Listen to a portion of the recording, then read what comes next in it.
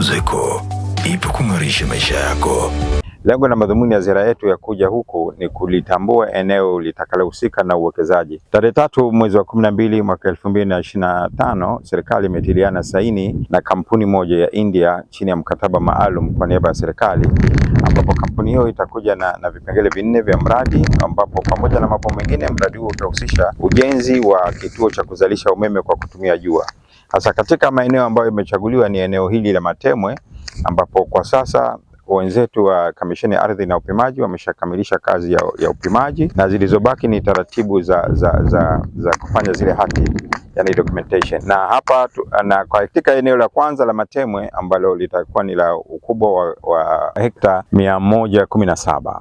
Sasa hili kwa kuanzia tutaanza na uzalishaji wa megawati 30 kwa kutumia umeme wa jua pamoja na storage. Na hatua muhimu sana, kama ikumbukwe kwamba kwa sasa Zanzibar tunategemea umeme wetu kutoka Tanzania bara, kutoka TANESCO kupitia kebo mbili za baharini, na kebo hizo zote kwa sasa zimeshafikia ukomo wa uwezo wake wa kupitisha umeme, na hatuwezi tukapitisha umeme zaidi wakati mahitaji yetu yameongezeka kwa kasi kubwa sana. Tulikuwa tuwe na chanzo kingine cha kuzalisha umeme ndani ya eneo la kaskazini. Ndio huu mradi ambao unaukamilisha, taratibu zake za awali zimeanza kukamilika.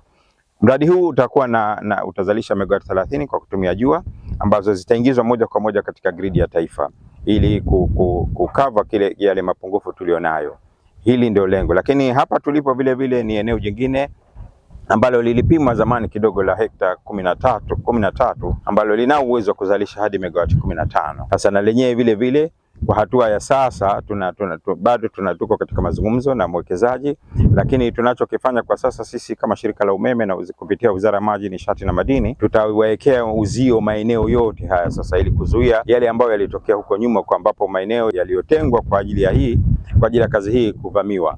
Sasa tumejifunza kutokana na makosa yaliyopita nyuma, kwa sababu kwa sasa tumepata changamoto kidogo pale inapotokea mwekezaji kutaka kuwekeza ghafla, inakuwa tunaanza upya katika kutafuta maeneo, ambapo nichukue fursa hii kuwashukuru wenzetu wa Kamisheni ya Ardhi na hususan Wizara ya Ardhi na Maendeleo ya Makazi, na hususan kwa kipekee nimshukuru Mheshimiwa Waziri wa Ardhi na Maendeleo ya Makazi kwa jitihada binafsi alizochukua kuhakikisha kwamba eneo hili linapimwa ndani ya mwakati na vile vile linatolewa hati zote zinazohusiana na eneo hili ili kukidhi mahitaji ya uwekezaji.